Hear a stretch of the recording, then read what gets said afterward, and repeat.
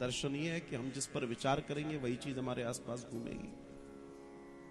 जैसे मान लीजिए आपने कहा कि भाई हमें तो फलानी चीज, मान लीजिए मुझे क्रोध बहुत आता है और मैं क्रोध से बहुत दिक्कत में हूं और मेरा क्रोध शांत हो जाए, कृपा करके मेरे क्रोध को शांत कर दीजिए। कभी शांत नहीं होगा, दुनिया का कोई व्यक्ति शांत नहीं करा सकता। क्यों नहीं करा सकता? क्योंकि आप क्रोध को शांत करने की चर्चा कर रहे हैं, और जिसकी जितनी चर्चा करोगे, जितने बार चर्चा करोगे, वो उतना प्रबल होगा, वो उतना प्रबल होगा, उतना बड़ा होगा। मगर अगर तुम ये सोचो, ये विचार करो, अगर विचार बदल दो और विचार ये करो कि मैं प्रेम से भरना चाहता हूं, आप देखिए क्रोध खत्म होगा तो इसलिए तो सोच रहे हो तो कि मुझे प्रेम से भर जाऊं मैं। लेकिन गड़बड़ क्या हो रही है, हम बार बार इस बात पे चर्चा कर रहे हैं कि क्रोध, चर्चा है क्रोध समाप्त हो जाए। सुबह से लेकर शाम तक मैं अपने क्रोध से बहुत दुखी हूं, मैं अपने क्रोध से बहुत दुखी हूं। तुम जिस चीज की माला जपोगे वो चीज घटेगी कि बढ़ेगी? वहीं अगर तुम उल्टा कर दो कि मुझे तो प्रसन्न रहना है, मैं तो प्रसन्न रहना चाहता हूं, मैं तो प्रसन्न हूं, मैं तो प्रसन्न हूं, मैं तो प्रसन्न हूं, मैं तो प्रसन्न हूं, कुछ दिन के बाद आपको पता ही नहीं पड़ेगा कि आप में क्रोध था कि नहीं था, क्योंकि आपका चिंतन बदल गया। आपकी जो माला, आप देखो राम जी का नाम लेते हो ना आप, आपके गुरुजी ने कोई मंत्र दिया होगा या कोई मंत्र आप लेते हो तो जपते होगे, जप ही रहे हो। अगर उस नाम को जब जितने कहते हैं गुरुजी जितना जपोगे उतना लाभ होगा, तो जितना जो आप जपते जा रहे हो उतना लाभ होगा, तो इसका मतलब जो जपोगे उसका वैसा परिणाम आएगा। तुम क्रोध क्रोध जपोगे तो क्या होगा? क्रोध आएगा। तुम अगर ये कहो कि नहीं मैं शांत हूं, पवित्र हूं, प्रेमी हूं, बहुत आनंद से हूं और मैं एक पवित्र आत्मा हूं, मैं बहुत शांत हूं, तुम इस पर विचार करने लगो, आप देखना कुछ समय के बाद तुम्हारी स्थिति, प्रवृत्ति, सब कुछ वैसी हो जाने वाली है। लेकिन विचार करो, बातें विचार की। एक व्यक्ति ये कहे कि साहब मैं बहुत खाता हूं, मैं बहुत परेशान हो गया, मेरा वजन बढ़ रहा है, मैं क्या करूं? तो एक प्रयोग हुआ, उस प्रयोग में बहुत सारे वजन बढ़ते हुए लोगों को एक साथ छोड़ दिया गया, एक जगह उनको रखा गया, और वो सब चाहते थे कि हमारा वजन कम हो जाए, सब चाहते थे। 1-1.5 महीने बाद जब उनको वापस निकाला उस परिसर से, तो उनका वजन थोड़ा थोड़ा और बढ़ाई हुआ मिला, कम नहीं मिला, क्योंकि वो सब एक ही तरह का कार्य कर रहे थे। उनमें ये हो गया था तू थोड़ा सा ज्यादा है, मैं थोड़ा सा कम हूं, अपने आप को सेटिस्फाई कर रहे थे। लेकिन अगर उस व्यक्ति को जिसको अपना वजन कम करना था, उन व्यक्तियों के साथ छोड़ दिया जाता जिनका ऑलरेडी वजन कम है, जिनकी डाइट चार्ट अलग है, तो उसको बहुत ज्यादा मेहनत करने की जरूरत नहीं, क्योंकि उसके आसपास वैसे ही लोग हैं, वातावरण वैसे ही मिलेगा, अपने आप चीजें वैसी हो जाएगी। ठीक यही गोविंद से मिलन है, ठीक यही इस प्रक्रिया में है। हम जिन चीजों में खोए हुए हैं, उन चीजों के पीछे का एक दर्शन ये है कि आप जो बुरी आदत खत्म करना चाहते हैं उसका चिंतन करना बंद कर दीजिए, खत्म हो जाएगी। आप अगर इस बात का भी चिंतन कर रहे हैं कि ये खत्म हो जाए, तो वो खत्म नहीं होगी। उसका जितना चिंतन रहेगा, चाहे विरोध में हो, चाहे प्रतिशोध में हो, चाहे कैसे भी हो, वो बना रहेगा और वो आपका हमारा कहीं ना कहीं नुकसान करेगा। जितने लोग ये कहते हैं हमारा क्रोध खत्म हो जाए, क्रोध खत्म हो जाए, सुबह से लेकर रात तक उनका क्रोध बढ़ रहा है, घट नहीं रहा। नोटिस कर ले, क्यों? क्योंकि क्रोध की जिस चीज के बारे में तुम निरंतर सोच रहे हो, निरंतर सोच रहे हो, निरंतर सोच रहे हो, वो घट ही नहीं सकती। काम, क्रोध, लोभ, मद, जो भी आप जिस भी पीड़ा से परेशान हो, सोचना बंद कर दो। सीधी सी बात है, अग्नि में आहुतियां बंद कर दो, अग्नि समाप्त हो जाएगी। जब तक अग्नि में आहुति रहेगी, अनादि अनादि काल तक अग्नि जलती रहेगी, कोई शांत नहीं कर सकता। सीधा सिद्धांत है, ये सीधा सिद्धांत है। सारे के सारे भोग त्याग कर गोविंद को पाने, अपने शिव को पाने चली है। नित नव चरण उपज अनुरागा, बिसरी देह तपहि मन लागा।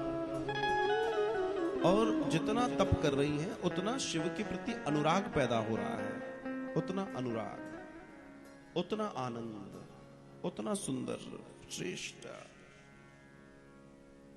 बिसरी देह तपहि मनु लागा। और तप में इतना मन लगने लगा, इतना मन लगने लगा कि देह का ध्यान ही नहीं रहा, देह का ध्यान नहीं रहा। जीवन में ध्यान रखना, हमें बोध तब रहेगा जब हमें ध्यान रहेगा। दुनिया में सफलताएं जिसने पाई हैं उन्हें अपने होश नहीं रहे। और जब आप अपने होश में न रहो, उस प्राप्ति के होश में रहो, वो प्राप्ति आपको सहज मिलती है, तय मान के चलिए। ये सफलता की वो कुंजी है जिसने भी इस कुंजी से काम किया उसको लाभ हुआ है। जिसने भी, जैसे भी आप जो प्राप्त करना चाहते हैं, कई लोग कहते हैं भगवान तू मिल जा, लेकिन कोई कहे कि भगवान मिलने के लिए आपको दोपहरी में 12 बजे बस एक बार बाहर जाके सूरज देवता को 3 बार प्रणाम करना होगा, एसी से नहीं निकलेंगे, बाकी भगवान मिल जा। तात्पर्य मेरा, उदाहरण दे रहा हूं मैं तो सिर्फ, तात्पर्य है कि उसको प्राप्त करने के लिए तप तो करना ही पड़ेगा। अच्छा, चाहे वो हो या कुछ भी हो, तप का मतलब क्या है? अपने आप को तपाना, अपने आप को श्रेष्ठ बनाना, अपने आप को मजबूत बनाना, इसी की तो चर्चा है। और ये जब हम सिद्धांतिक रूप से करना आरंभ करते हैं तो लाभ होता है, तो लाभ होता है। संबत सहस मूल फल खाए, सागु खाई 7 बरस। कई वर्ष बीत गए और तब सिर्फ वो क्या खा रही हैं? जो साग सब्जी मिल जाता, कुछ तो भी वन में पत्ते मिल जाते, कुछ मिल जाते, वो खा रही हैं। कछु दिन भोजन बारी बताशा, कठिन कछु दिन उपवासा। जो कुछ मिल जाता, कंद फूल आदि इत्यादि, और नहीं मिलता तो उपवास। बेल पाती मही परई सुखाई, 3 सहस संबत सोई खाई। बेलपत्र, बेलपत्र होता है, वो प्राप्त कर रही है, वो खा रही है। इसको बोलते हैं तप, इसको बोलते हैं प्राप्त करने का तरीका। पुनि परिहरे सुखाने हूं परना, ओ महीनाम तब भयहूं पर। और जब कुछ नहीं मिला तब श्री पार्वती जी ने सूखे पत्ते, सूखे पत्तों को खाकर अंत में अपना समय बिताना शुरू किया। सूखे पत्ते, शिव को प्राप्त करने के लिए सूखे पत्तों को खाने के वजह से इनका नाम पड़ा उपर्णा। पार्वती जी का एक नाम उपर्णा भी है। अगर आप वाराणसी गए हो तो वाराणसी में मां अपर्णा भवानी का मंदिर है। वाराणसी में वो उसी नाम से मंदिर है। जब वो पत्ते खाकर रही थी उनका नाम उपर्णा पड़ा था। असल में वो उपर्णा भवानी है। उपर्णा भवानी का सुंदर मंदिर है। ये अपनी तपश्चर्या को खूब कर रही, खूब आनंद से कर रही हैं कि तभी आकाशवाणी हुई और पार्वती की तपस्या को सफल जानकर शिव प्राप्ति को सुरक्षित बताया और सप्तऋषि परीक्षा लेंगे ऐसा भी बताया आकाशवाणी ने। शिव मिल जाएंगे। जब ये आकाशवाणी हुई कि तुम्हें शिव मिलेंगे और सप्तऋषि तुम्हारी परीक्षा लेने आएंगे, आनंद से भर गई और शिव के ध्यान में फिर खो गई। क्योंकि शिव की प्राप्ति के लिए शिव का ध्यान आवश्यक है। या ये कहिए किसी भी प्राप्ति के लिए जो प्राप्त करना चाहते हो उसका ध्यान आवश्यक है। तब श्री याज्ञवल्क्य जी भरद्वाज जी से कहते हैं, हे भरद्वाज, मैंने तुम्हें अभी उमा के चरित्र और उनके सुंदर दर्शन के बारे में बताया, लेकिन अब मैं तुम्हें शंभू के दर्शन में ले जाऊंगा। भगवान महादेव उमा चरित सुंदर में गावा, सुनहु शंभु कर चरित सुहा। जब ते सती जाई तनु त्यागा, तब ते शिव मन भयहु बिरा। जपहि सदा रघुनायक नामा, जह तह सुनहि राम गुण गान। अब मैं तुम्हें शिव के बारे में बताता हूं कि शिव की स्थिति क्या है। जब से सती के वियोग में श्री शिव आए हैं, वे जहां तहां विचरण करते रहते हैं, सदा भगवान श्री राम का नाम जपते रहते हैं, और जहां भगवान श्री राम की कथा सुनने को मिल जाए वहां बैठ जाते हैं और परमात्मा के चिंतन में लग जाते हैं। ये शिव का दर्शन है। सती के वियोग में वैरागी शिव राम जी की कथाएं सुनने लगे। जहां कथा हो रही है वो सुनने लगे। कितना सुंदर दर्शन है। लोग कहते हैं हम डिप्रेशन में हैं, लोग कहते हैं हम अवसाद में हैं, लोग कहते हैं हम वियोग में हैं, लोग कहते हैं हम परेशानी में हैं। ये लो प्रमाण आ गया। जब भी ऐसी स्थिति लगे जो तुम्हें ठीक नहीं लगती है, बस कथा सुनो, कथा सुनो, कथा सुनो। शिव के साथ इतनी बड़ी घटना घटी है और शिव इस घटना का उपचार औषधि राम कथा को मानते हैं। सोचिए राम कितनी बड़ी औषधि है। विचार कीजिए, राम से बड़ी कोई औषधि हो सकती है जो शिव को आनंद दे रही है, जो शिव की इस पीड़ा को दूर कर रही है। पृथ्वी पर ऋषि मुनियों के साथ बैठते मिलते कथा सुनते सुनाते श्री राम में इतने डूबते चले गए, इतने डूबते चले गए कि शिव को बस अब कुछ नहीं सूझता, अब सिर्फ राम दिखाई देते, सिर्फ राम। तभी एक दिन श्री राम जी ने शिव को दर्शन दिया और उन्होंने पार्वती की महिमा का गायन किया खूब अच्छे से। अब पार्वती की महिमा का गायन श्री राम श्री शिव से क्यों कर रहे हैं? क्योंकि पार्वती वही सती हैं जिन्होंने श्री राम से कहा था, बार बार मुझे शिव ही पति रूप में चाहिए। तो जब कोई भक्त भगवान से कुछ मांगता है तो भगवान की भी ड्यूटी बन जाती है कि उस भक्त के लिए उन चीजों का प्रबंध भगवान करें। ये श्री राम जी की ड्यूटी बन गई कि अब जब इसने मांगा है तो मुझे इसको दिलवाना पड़ेगा, और उसके लिए वो शंभू के पास स्वयं पहुंचे, भगवान विष्णु के पास। कहते हैं, अब विनती मम सुनहु शिव, जो मो पर निज और जाई विवाह शैल मांगे दे। राम जी कह रहे हैं, हे शिव, अगर तुम्हारा मुझ पर प्रेम है, स्नेह है, राम जी कह रहे हैं प्रेम है, स्नेह है मेरे ऊपर। अब राम जी को ये कहने की कोई जरूरत है? कोई जरूरत नहीं है, लेकिन उनको उस वचन का भी ध्यान रखना है, इसलिए कोई बात चूक ना जाए। तो मैं तुमसे कहता हूं कि तुम शैलजा से, अर्थात शैलपुत्री अर्थात हिमालय पुत्री पार्वती से जाकर विवाह कर लो। हे शिव, मैं तुमसे बस इतना चाहता हूं और ये तुम करो, मैं तुमसे निवेदन करता हूं।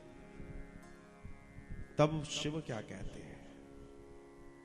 कितनी सुंदर और कितनी बड़ी बात शिव ने कही है। शिव कह रहे हैं, मात पिता गुरु प्रभु के बानी, बिनहि विचार करो शुभ जान। माता पिता गुरु और परमेश्वर ईश्वर की वाणी, विनयी विचार करें शुभ जाने। आप मेरे ईश्वर भी हैं, आप मेरे गुरु भी हैं। कौन कह रहा है? भगवान शिव कह रहे हैं। तो आपकी बात मैं कैसे टाल सकता हूं? और इस बात के लिए श्री राम को वचन दिया, और वचन देने के बाद शिव फिर समाधि में चले गए। एक दिन समाधि टूटी तो सप्तऋषियों को सामने खड़े पाया। सप्तऋषियों को देखकर श्री शिव प्रसन्न है। तब सप्तऋषियों को उन्होंने ये कार्य सौंपा, और ये कार्य था कि जिस पार्वती के लिए श्री राम ने कहा है, एक बार उसकी परीक्षा जरूर हो। भक्ति ये कर सकता है, ये भक्ति के पास राइट है, अधिकार है, कर सकता है। और तब उन्होंने इस सुंदर दर्शन में आगे बढ़ाया अपने आप को। सप्तऋषि कहते हैं कि ही अपराधों का तुम चय हूं, हम सन सत्य मरम किन कय हूं। मनु हट परारण सुई सिखावा, चहत बारी पर पीत उठावा। नारद कहा सत्य सोई जाना, बिन पकन हम चाहिए। मन का हट है, उपदेश नहीं सुनना, और गुरु आज्ञा से पंख लग गए। किसको? पार्वती जी को। सप्तऋषि जब आए पार्वती जी के पास, तो पार्वती जी से कहते हैं कि ये तप तुम्हारा बेकार है, और जो तुम सोच रही हो ये सब ठीक नहीं है, और तुम शिव के बारे में सोचना वोचना बंद कर दो। लेकिन वे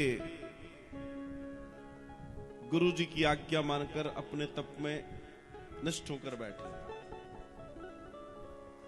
मन हट परा न सुनऊं सिखावा, और चहत बारी पर भीत उठा। नारद कहा सत्य सोई जाना, बेनु पंखन हम चाहिए जोड़ा। दर्शन है यहां पर। दर्शन ये है कि बहुत बहुत सत्य बात यह है कि श्री पार्वती जी को अपने गुरु की बात पर इतनी निष्ठा है कि उनको उसके अलावा कुछ समझ नहीं आता। वो कहती हैं जो मेरे गुरुजी ने कह दिया वो पत्थर की लकीर है, मैं उसके सिवा कोई दूसरी बात नहीं जानती, मैं शिव को प्राप्त करके ही मानूंगी। यह है गुरु निष्ठा, यह है गुरु निष्ठा जो जीवन में प्रत्येक जीव को होनी चाहिए। सप्तऋषि सामने खड़े हैं, सप्तऋषि, और उनसे लड़ गई। अपने गुरु के बारे में कुछ नहीं, हमारे गुरुजी ने बोल दिया है कि ये करो, शिव मिलेंगे तो मिलेंगे। और गुरुजी ने शिव की अगर तारीफ कर दी है तो फिर आपसे हमें कुछ और जानने समझने की जरूरत नहीं है। गुरुजी ने तारीफ कर दी है। यह है गुरु निष्ठा जो हर जीव में होना चाहिए, हर व्यक्ति में होनी चाहिए। इसके साथ जो जीवन जीता है वही जीवन को श्रेष्ठ कर पाता है। सप्तऋषि कहते हैं देखो, नारद के चक्कर में मत पड़ो। नारद के चक्कर में जो जो पड़ा सो सब गए। बोला मतलब? सप्तऋषि कहते हैं, बाबा लिखते हैं, चित्र केतु कर घरो न गाला, कनक कसीप कर पुनिय सहाला। नारद सिख जे सुनई नर नारी, उपसी होई निर्गुण नीलाज कुशेष कपाली।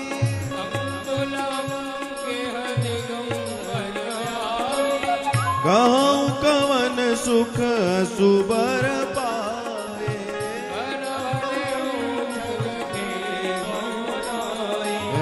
मंगल भवन अमंगल हारी, प्रभु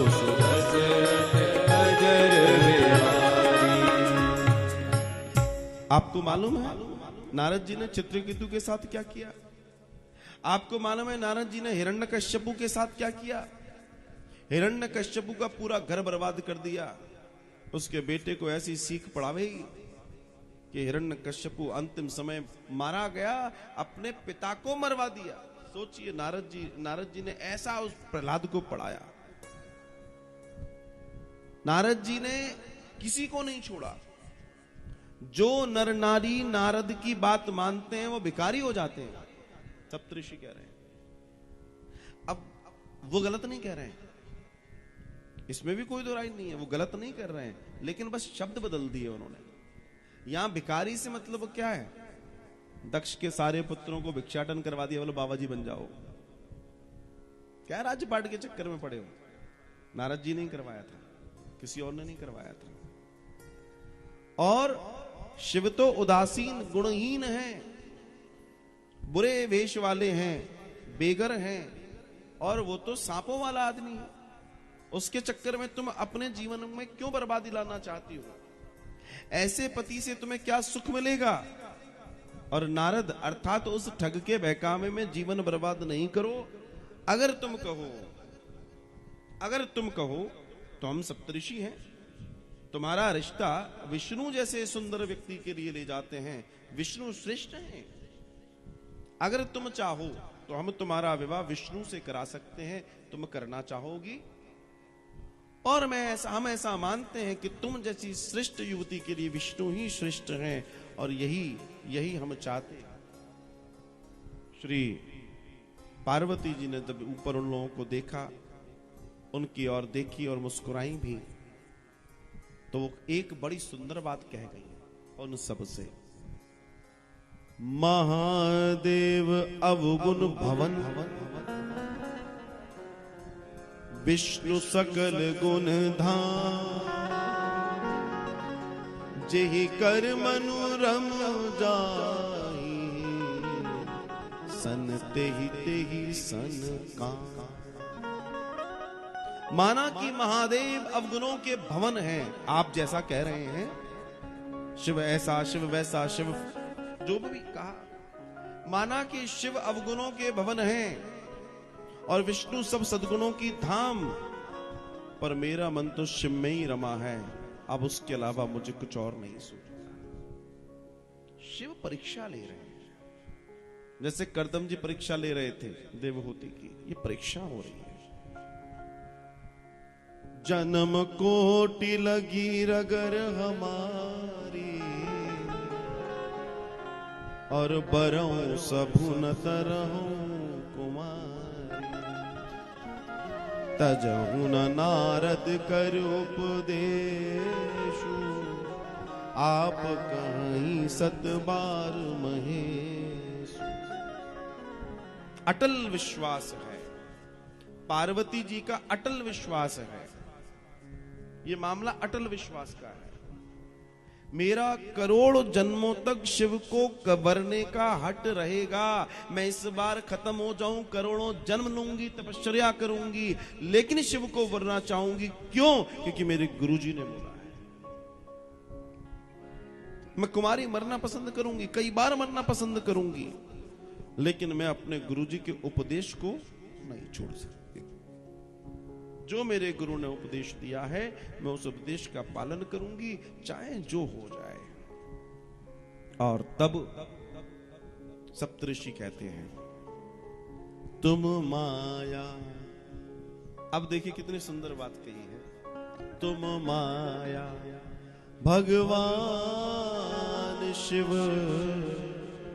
सकल जगत पितु मां। नाई चरण सिर मुनि चले, पुनि पुनि हर्षत गा। जो इतना इतना शिव के लिए बुरा भला कह रहे थे, अंत में जब वो संतुष्ट हो गए, उन्हें लगा नहीं बहुत बढ़िया, तब वे प्रणाम कर रहे हैं, पार्वती जी को प्रणाम किया और प्रणाम करके कह रहे हैं तुम माया भगवान शिव, आप ही जगत के माता पिता हैं, हम आपको वंदन करते हैं। और इतना कहकर वे आशीर्वाद देकर पार्वती जी को आगे चले जाते हैं और शिव के पास जाकर पूरी की पूरी घटना सुनाते हैं। और भगवान शिव बड़े प्रेम से पूरी घटना सुनते हैं और श्री राम जी का ध्यान करते हैं। और श्री राम जी का ध्यान करते करते श्री राम के ध्यान में फिर से डूब जाते हैं, अनंत अनंत आनंद में डूब जाते हैं। अब यहां एक घटना ये घटी है कि एक दैत्य है ताड़कासुर, और ताड़कासुर का प्रभाव बहुत ज्यादा बढ़ गया और इतना बढ़ गया कि तीनों लोगों में हाहाकार हो गया और ऐसी स्थिति में सब परेशान हैं। और तब जाकर वे ब्रह्मा जी के पास देवता आदि पहुंचे हैं ताड़कासुर से बचने का उपाय। ब्रह्मा जी ने कहा ताड़कासुर का वध तो हो सकता है, लेकिन इसने मुझसे एक वरदान लिया है। वरदान क्या है? वरदान यह है कि शिव समाधि में है, सती चली गई थी और शिव की समाधि कौन सोचे, उनकी समाधि तो लग गई सो लग गई। ऐसी स्थिति में कौन शिव के पास जाएगा? तो ताड़कासुर को जब ब्रह्मा जी ने कहा कि उसने कहा मैं अमर हो जाऊं, 50 बातें की, लेकिन ब्रह्मा जी ने मना कर दिया। तब ताड़कासुर कहता अच्छा शिव जी का पुत्र मेरा वध कर दे। न शिव जी विवाह करेंगे, न पुत्र होगा, न वध होगा, ऐसा उसने वरदान लिया। तब बाबा कहते हैं, ब्रह्मा जी कहते हैं कि शिव के पुत्र के द्वारा ताड़कासुर का वध होगा और देवताओं सती जो हैं अब पार्वती जी के रूप में जन्म ले चुकी हैं, वे समाधि में हैं और यहाँ शिव भी समाधि में हैं। और कैसे भी शिव की समाधि को भंग करना अब हमारा कार्य है। अगर शिव की समाधि टूट गई तो ये समझ लीजिए ये काम बन जाएगा, वरना ये सृष्टि को ताड़कासुर समाप्त कर देगा। शिव की समाधि हमें कैसे भी तोड़नी है। अब इस विचार को किया जा रहा था, शिव की समाधि कैसे तोड़ी जाए। और शिव जिनकी समाधि में है, जिनकी समाधि में शिव हैं, वे शिव सिर्फ राम को भजने वाले हैं, वे राम के ध्यान में हैं। दो द्रोह लग सकते हैं, एक शिव की समाधि को तोड़ना, एक श्री राम के ध्यान को तोड़ना।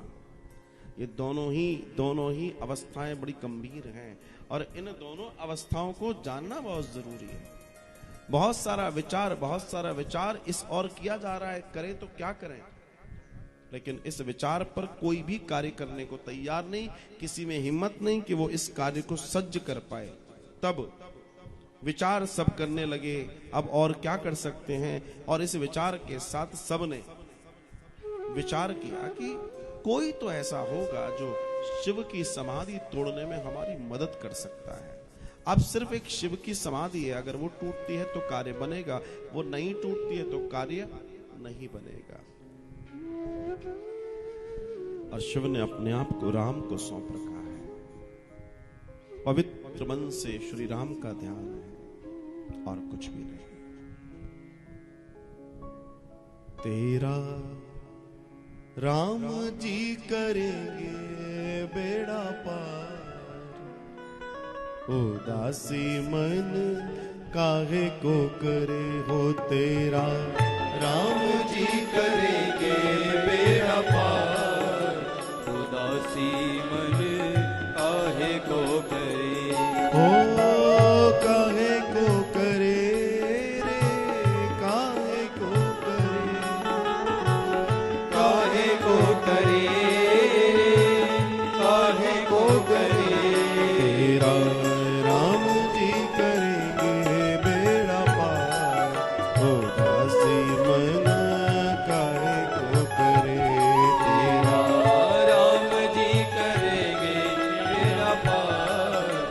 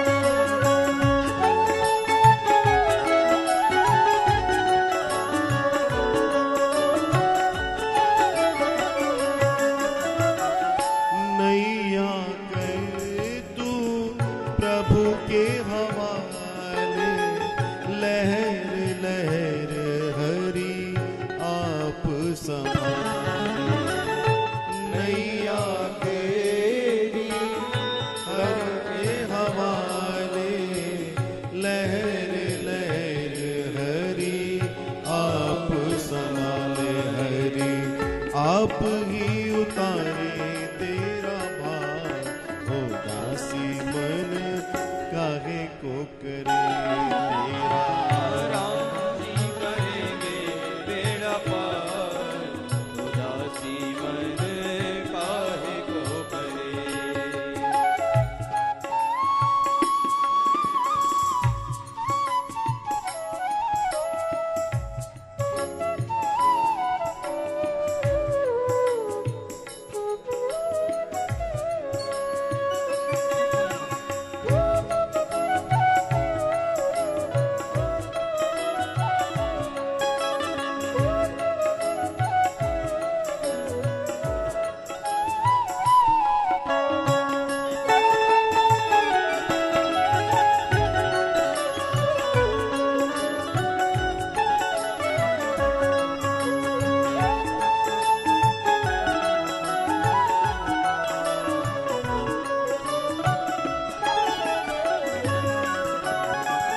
काबू में मझधार उसी के हाथों में पतवार उसी के काबू में मझधार उसी के हाथों में पतवार उसी के बाजी जीत ले वो चाहे तुम हार ओ दासी मन काहे को करे तेरा राम जी करेंगे बेड़ा पार उदासी मन काहे को करे।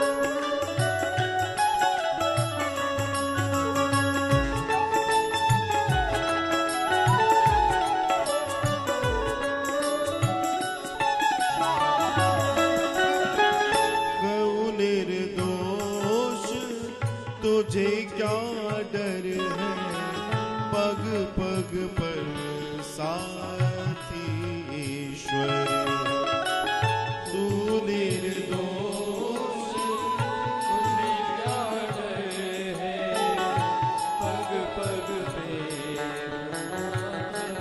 ईश्वर जरा भावना से कीजिए पुकार हो दासी मन काहे को करे हो तेरा राम जी करेंगे बेड़ा पार उदासी मन काहे को करे।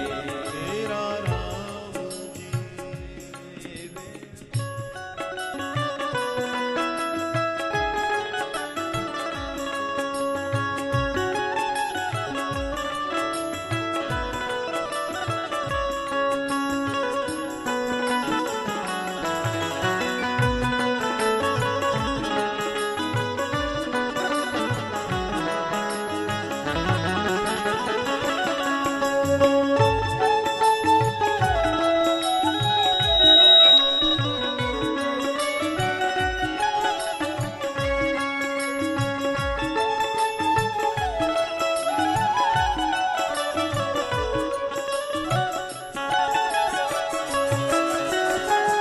सहज किनारा मिल जाएगा परम सहारा मिल जाएगा सहज किनारा मिल जाए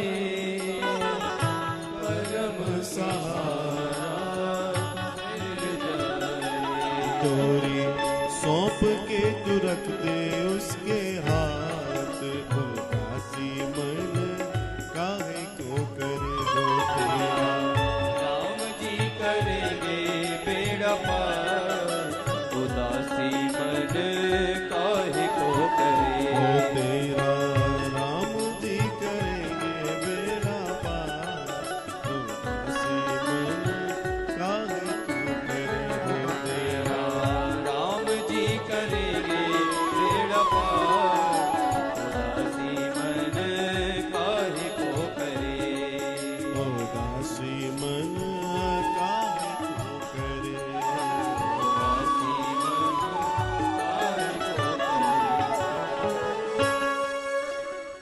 उदासी मन काहे का करे। ये देवताओं को भी समझना है कि भगवान शिव किसका ध्यान कर रहे हैं। भगवान शिव की समाधि तोड़ने का मतलब है प्रलय, और ये दोनों दर्शन बहुत महत्वपूर्ण है। तो वो कौन होगा जो समाधि तोड़ेगा? और निश्चय हुआ कि वो समाधि तोड़ने के लिए सज्ज किया जाएगा कामदेव को। कामदेव श्री शिव की समाधि तोड़ने के लिए सज्ज किए जाते हैं। समाधि टूटती है, भगवान शिव राजी होते हैं और उसके बाद भगवान के विवाह और आदि की तैयारियां होंगी। आज भगवान शिव और पार्वती के विवाह का हम भी आनंद लेंगे, लेकिन छोटा सा दर्शन कि ये जो हमारे और आपके राम हैं, जिस घनश्याम को हम पाने की चेष्टा में नियमित रूप से सत्संग और सत्कर्म की यात्रा में है, ये क्या है और ये क्यों है? और इसका एक छोटा सा प्रभाव यह है कि हम सब सत्य की खोज में हैं। हम सबके भीतर सत्य समाया हुआ है। हमें उस सत्य ने ही कहा है कि तुम मेरी ओर आओ, और हम अपनी यात्रा को चल पड़े और नियमित रूप से उस यात्रा में बढ़ते हुए हम अपने उस सत्य को पाने की चेष्टा में कभी भागवतम में है, कभी रामकथा में, कभी सत्संग में है, कभी आनंद में है, कभी तीर्थों में है, कभी कहीं, कभी कहीं, कभी कहीं, क्योंकि सत्य तैयार है हमसे चर्चा करने के लिए। हमारे भीतर उस सत्य ने इस दर्शन को हमें दे दिया है, और हम और आप इस सत्य के साथ जुड़कर अपने जीवन को श्रेष्ठ बना रहे हैं, अपने जीवन को आनंदमयी बना रहे हैं। मैं अगर अपनी बात करूं तो जब से ये कोरोना काल आदि की स्थितियां पैदा हुई, तब में हमें एक अंतर है। अंतर यह है कि पहले महीने में 1, 2, 3 कभी कभार ऐसे कथाएं हो जाया करती थी, या जब जब होती थी। लेकिन अब क्या दर्शन है? अब ऐसी कृपा है गोविंद की कि रोज कथा है, कि रोज कथा है, रोज ही आनंद है। और ये वो आनंद है जो शायद परमात्मा ने ही चुना है। जब विपरीत परिस्थिति हो, जो अभी शिव की घटना हमने सुनी कि जब उनके जीवन के अंदर वो स्थितियां घट गई, जो गड़बड़े हो गई, जो परेशानियां हो गई, जिनके चलते ये सारी की सारी स्थिति बनी, इस स्थिति का एक दर्शन ये है, एक दर्शन कि जब चाहूं और आपदाएं हो, विपत्तियां हो, वियोग हो, ऐसी स्थिति हो जो स्थिति आपके मतलब में अनुकूल नहीं है, तब भगवान की कथा का आश्रय लो, तब भगवान की कथा का आश्रय लीजिए। ये भगवान राम की कथा का आश्रय शिव जगह जगह जाके ले रहे हैं, सिर्फ इसलिए कि वो अपने आप को इंगेज रखना चाहते हैं। अब बात यह है, आपका विवेक बताएगा कि आपको इंगेज कहां रखना है अपने आप को। यहां विवेक की बात आती है। आपका विवेक तय करेगा कि आप क्या, कहां से जुड़े, क्या करें, आपको क्या करना चाहिए, और आपका विवेक ही आपको महान बनाता है। एक लंबे समय से हम और आप मानव मंदिर सेवाश्रम की इस श्रृंखला से जुड़े हुए हैं और अपने इस परम वैभव को प्राप्त कर रहे हैं इन कथाओं के माध्यम से, और जिसमें अब तो हमें राम कथा का भी आनंदमयी दर्शन हो रहा है। ये एक अद्भुत है, अद्भुत दर्शन है, अद्भुत दर्शन, और ये वो अनंत दर्शन है जिसकी क्या कहें। और साहब, एक दर्शन ऐसा कि कथा का सत्संग सुनते सुनते हजारों लोग सत्कर्म से जुड़ गए और एक शून्य से शिखर तक की यात्रा हो गई। एक वर्ष में ही हजारों हाथों ने मिलकर मानव मंदिर आश्रम का एक विराट, एक विशाल निर्माण कर दिया। ये सिर्फ गोविंद ने किया, हृदयों में बैठ के किया, लोगों को जगह जगह के किया। फिर चाहे वो रोटी दान हो, चाहे वो भूमि दान हो, चाहे वो थाली सेवा दान हो, चाहे वो आजीवन रोटी सेवा हो, लोगों ने अपना सहयोग दिया, क्योंकि सबके घट में बैठे राम उनसे ये करवा रहे हैं। आज हजारों लोगों के साथ हम इस प्रक्रिया में आगे बढ़ते हुए परमानंद को जी रहे हैं, और ये परमानंद हमारे आनंद को बढ़ा रहा है। प्रतिदिन कई महानुभावों के द्वारा अपनी सेवाएं मुझ तक भेजी जाती हैं। आज भी मेरे पास कुछ सेवाएं हैं, मैं एक बार उनके नाम जरूर लेना चाहूंगा। आप जानते हैं इस समय महामृत्युंजय जाप यहां चल रहे हैं श्रावण मास में। अगर आप भी महामृत्युंजय जाप से जुड़ना चाहते हैं तो आप तुरंत फोन करें। यहां निरंतर जाप चल रहे हैं, हवन चल रहा है, आप उससे जुड़े और अपने मनोकामनाओं और आदि के लिए राम कथा और भगवान शिव दोनों ही हरि और हर की उपासना के बीच हम और आप इस आनंद को ले सकते हैं। जय श्री राम। ब्रह्मा जी ने समस्त देवताओं को दर्शन कराया और उन्हें बताया कि ऐसी ऐसी बात है।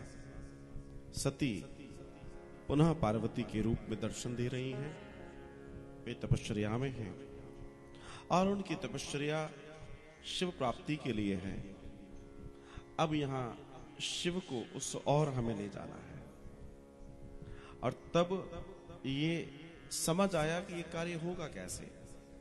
तो होने के लिए बात हुई कि जब तक श्रद्धा और विश्वास पुनः नहीं मिलेंगे, श्रद्धा पार्वती, विश्वास श्री शिव, जब तक श्रद्धा और विश्वास का मिलन नहीं होगा तब तक पुरुषार्थ का कार्तिकेय पैदा नहीं होगा। और पुरुषार्थ के कार्तिकेय में जब तक विवेक रूपी गणेश नहीं होंगे तब तक कभी भी कोई परिवार संपन्न नहीं हो सकता, और ये अति आवश्यक है। और इस कार्य की पूर्णता के लिए उमा का और शिव का मिलना जरूरी है, तब कार्तिकेय प्रकट होंगे और कार्तिकेय इस कार्य को पूर्ण करेंगे। कामदेव से चर्चा होती है, कामदेव कहते हैं कि ठीक है, अगर मुझे ये कार्य सौंपा जा रहा है तो मैं करने का प्रयास करूंगा। और यही एक कार्य था जो अपने आप में बड़ा बिरला था, जो सिर्फ यही कर सकते थे, कोई नहीं कर सकता था। शिव परिवार एक ऐसा परिवार है जिस परिवार को हम परिवार के रूप में पूजते हैं। हम सभी के लिए कितनी सुंदर ये दर्शन है कि हमारे भगवान का एक ऐसा परिवार है जो पूरा परिवार पूजा जाता है, जिसमें शिव हैं, पार्वती हैं, मतलब श्रद्धा है, विश्वास है, विवेक है, पुरुषार्थ है, सत्य, दान, दया और पवित्रता के दर्शन में श्री नंदी खड़े हुए हैं। इससे श्रेष्ठ क्या हो सकता है? इससे श्रेष्ठ हो भी क्या सकता है? गीता में भगवान कहते हैं तस्मात् सर्वेषु कालेषु मम अनुसरम, धर्म कर्म दोनों करना चाहिए। धर्म भी करो, कर्म भी करो, और ये दोनों व्यक्ति को करने परम आवश्यक है, परम आवश्यक है। कामदेव को जब ये काम सौंपा गया, कामदेव ने कहा कि ठीक है, मैं करता हूं। तुलसी लिखते हैं, बाबा लिखते हैं, धरी हन काऊ धीर सबके मन सिज जो राखी रघुवीर ते उबरे ते का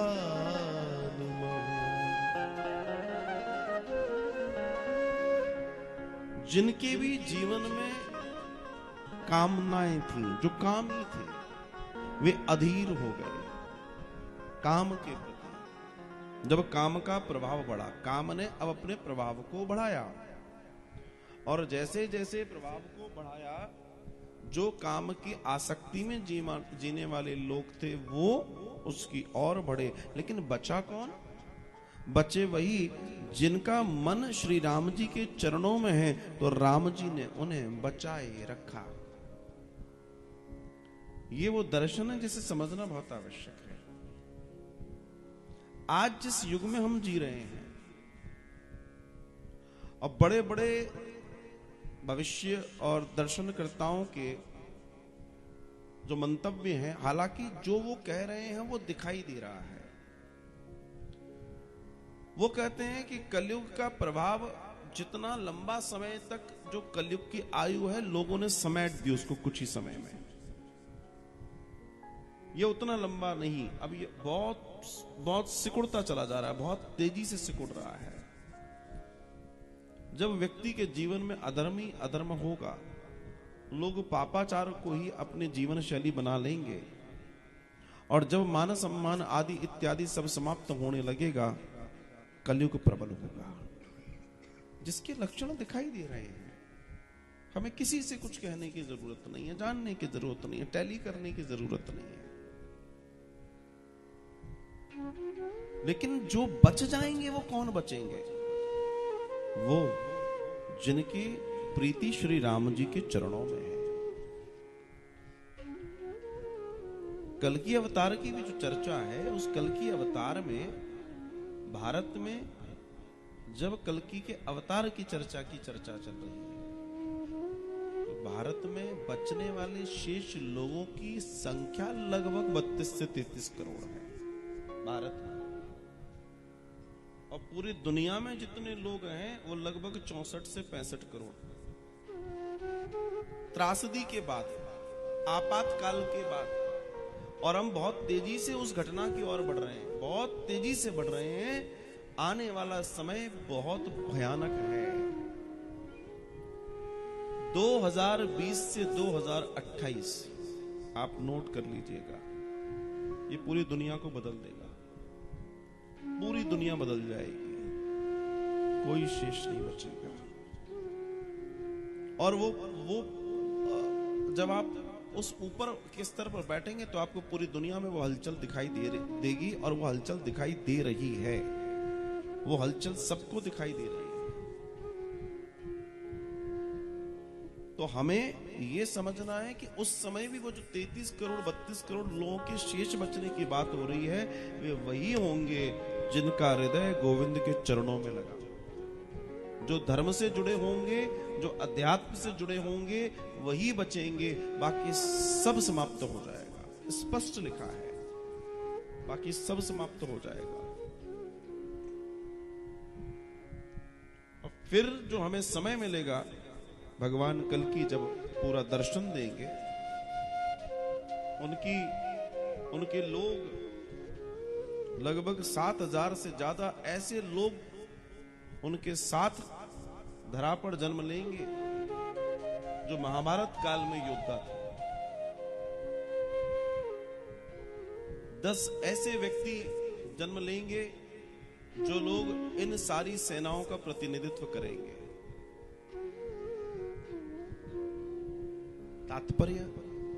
तात्पर्य यह है कि ये जो हमें बताया जा रहा है, जो इस राम कथा के माध्यम से हम जान रहे हैं कि तुलसी बाबा लिख रहे हैं, धरी न काहू धीर सबके मन जिस हरे, काम ने सबके मन को हर लिया। आज भी वो हम देख रहे हैं, चहुओर देख रहे हैं, दिख रहा है, कोई नई बात नहीं है। स्थितियां ये है कि मनुष्य वापस पशुता की ओर जा रहा है, और वो पशुता हमें दिखाई देती है।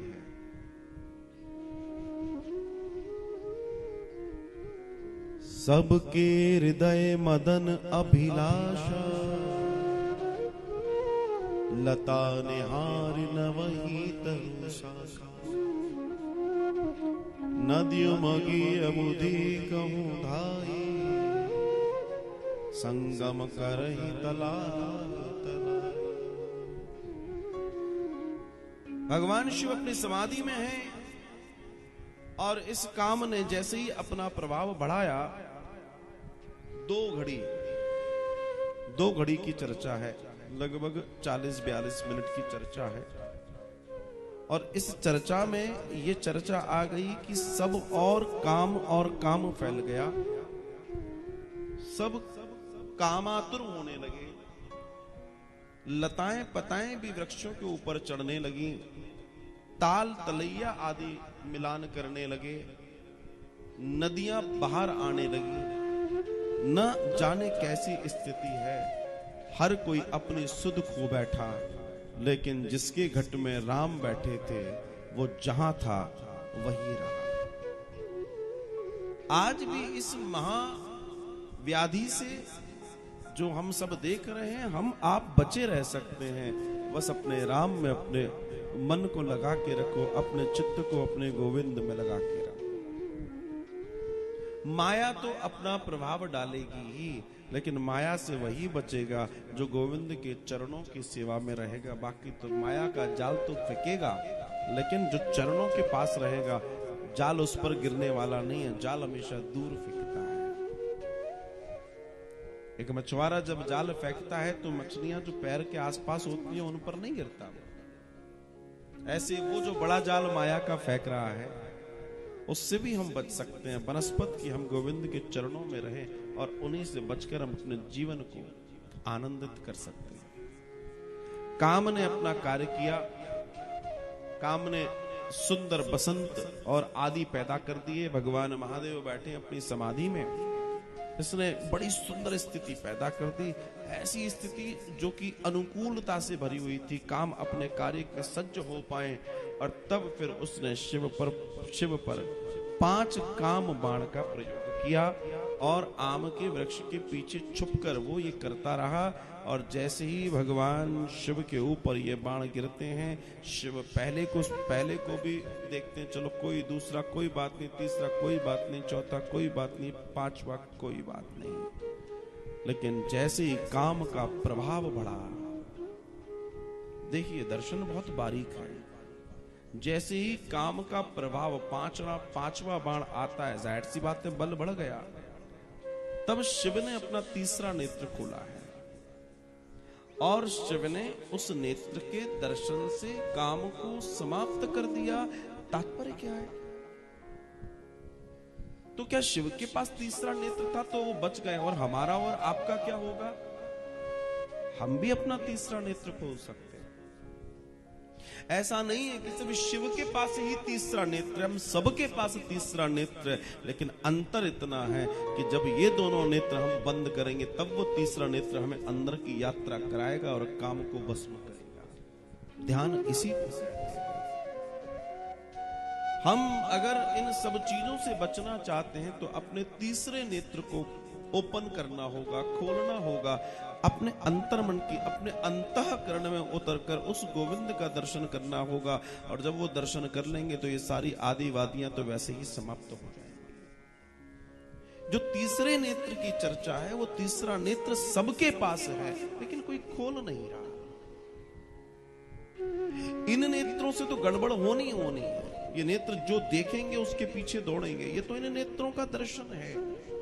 और बाहर जो दिख रहा है वो चकाचौंध से भरा हुआ, उसकी ओर आकर्षित हुए बिना मनुष्य रह नहीं पाएगा। ये तो माया है, ये तो दर्शन है। लेकिन अगर आपको अपने आप को बचाए रखना है तो अपने तीसरे नेत्र को खोलिए, अपने ज्ञान चक्षु को खोलिए, अंदर की यात्रा कीजिए, बाहर से बच जाओगे। और जो बाहर से बच गया वो उसकी ओर चला जाता है। हम सब उसकी ओर जाना चाहते हैं, हम सब उसे पाना चाहते हैं। लेकिन मेरे भाई बहन, मेरे आदरणीय, एक ही दर्शन है, अपने नेत्र को, वो नेत्र जो आपका तीसरा नेत्र है, ज्ञान चक्षु, उसको खोलिए और उस अंतःकरण में प्रवेश कीजिए, उस अंदर की यात्रा को कीजिए जहां वो मुस्कुरा कर बैठा है बांसुरी बजाता हुआ, जहां वो शिव है, जहां वो राम है, जहां वो कृष्ण है, वो जो है हमें उनकी ओर जाना है। शिव ने यही किया था। अगर हम थोड़ा सा धार्मिक दृष्टि को अलग हटा दें और वैज्ञानिक दृष्टि की चर्चा करें तो वैज्ञानिक दृष्टि क्या है? वैज्ञानिक दृष्टि यही है कि अगर आप काम से बचना चाहते हैं, अगर आप साइंटिफिकली इस बात को देखना चाहें, अगर आप काम से बचना चाहते हैं तो आप अपने अंदर के राम में उतरिए। मीन्स अपने आप को जानिए, अपनी शक्तियों को जानिए कि चीजें आपके ऊपर हावी कभी भी नहीं हो सकती। When you know yourself कि who you are, आप क्या हो, उसके बिना नहीं हो सकता।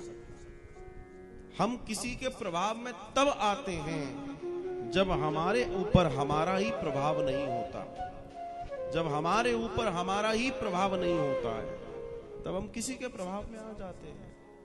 कोई प्रभाव हम पे तब हावी होता है जब हमारे पास ज्ञान का अभाव होता है। जब हमारा ज्ञान का अभाव बढ़ेगा, बाहर का प्रभाव बढ़ेगा। और ये बाहरी प्रभाव इतना नुकसान कर रहा है आज इस संस्कृति का, पूरी दुनिया का, जिसकी क्या बात करें। और यही हमें समझना है, यही हमें जानना है, यही हमें देखना है। और अगर हम इस पर काम कर लिए तो हमने सब कर लिया। यही करना है, यही वो बारीक दर्शन है, यही वो सूक्ष्म ज्ञान है जिस पर कार्य करना है। हमें सिर्फ भजन नहीं करना है, हमें चिंतन भी करना है, हमें ध्यान भी करना है। हम योगियों को पूजते आए, हमें योग को भी जानना है, हमें सब करना होगा। तब हम एक श्रेष्ठ दर्शन की ओर जाकर अपने परमात्मा का दर्शन कर पाएंगे।